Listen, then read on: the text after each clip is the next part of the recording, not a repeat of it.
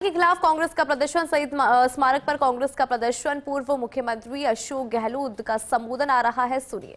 हमारे मुल्क के अंदर इंदिरा गांधी के जमाने में मोदी जी को शर्म आती है, बल्कि वे गाय बगाहे हमारे नेताओं की बेइज्जती करते हैं, चाहे वो पंडित नेहरू हो, चाहे इंदिरा जी हो, चाहे राजीव गांधी हो, चाहे कोई भी हो। आप सोच सकते हैं कि ये हालात देश में हैं। जो शासन करने वाली पार्टी है उनके इरादे ठीक नहीं है। मुख्य बात जो है, इरादे ठीक नहीं है। लोकतंत्र का मुखौटा पहने हैं खाली वो लोग, उनको यकीन है ही नहीं लोकतंत्र के अंदर। अगर यकीन होता तो ये इनकम टैक्स, ईडी, सीबीआई का दुरुपयोग नहीं होता। यकीन होता है डेमोक्रेसी में तो जुडिशरी पर दबाव नहीं होता।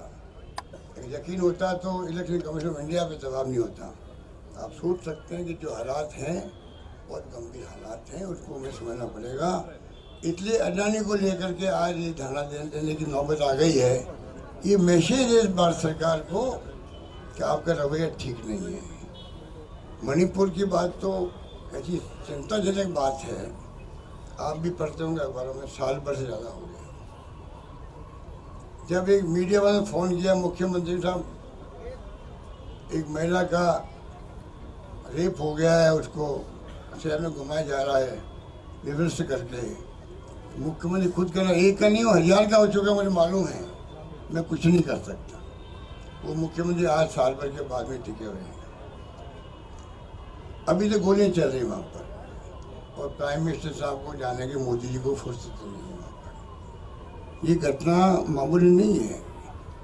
राज्य चाहे छोटा हो या बड़ा हो, राज्य राज्य ही होता है। अगर एक राज्य के लोगों के दिलो दिमाग में बात आ गई कि ये स्थिति बन गई है, यहाँ पे कुछ संभालने वाला में नहीं है, एक दो बार अमित शाह जाके आ गए, तो अगर एक राज्य की सुध-बुध नहीं लेगा केंद्र, आप सोचिएगा कि बाकी राज्य क्या सोचते होंगे कि हमारे यहाँ कभी घटना हो गई तो भारत सरकार क्या व्यवहार करेगी। और यही बात है देश को कमजोर करने वाली बात है। मेरा मानना है कि जो मणिपुर में नहीं जाना, ध्यान नहीं देना केंद्र सरकार का, ये आज बहुत बड़ी चिंता का विषय होना चाहिए देशवासियों के लिए।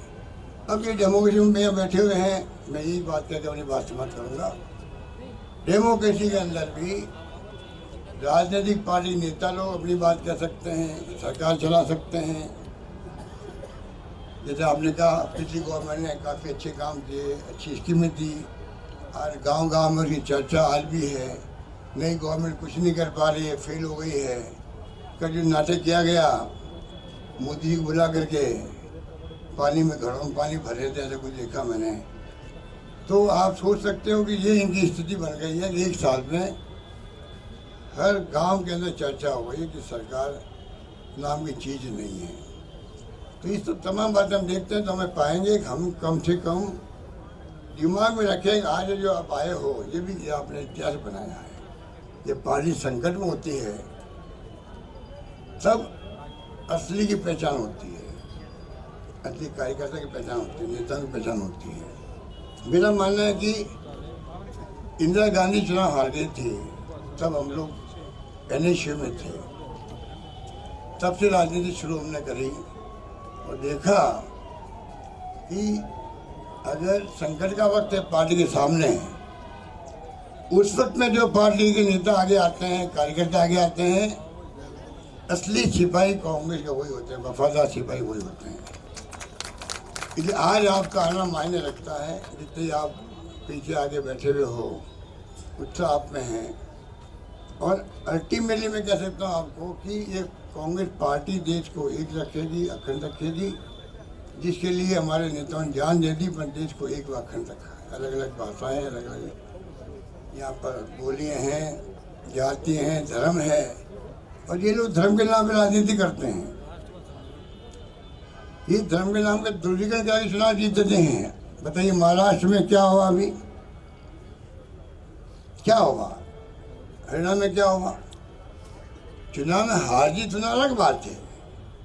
कांग्रेस ने कभी परवाह नहीं करी, राहुल गांधी की परवाह नहीं करते, हार जीत अलग बात है।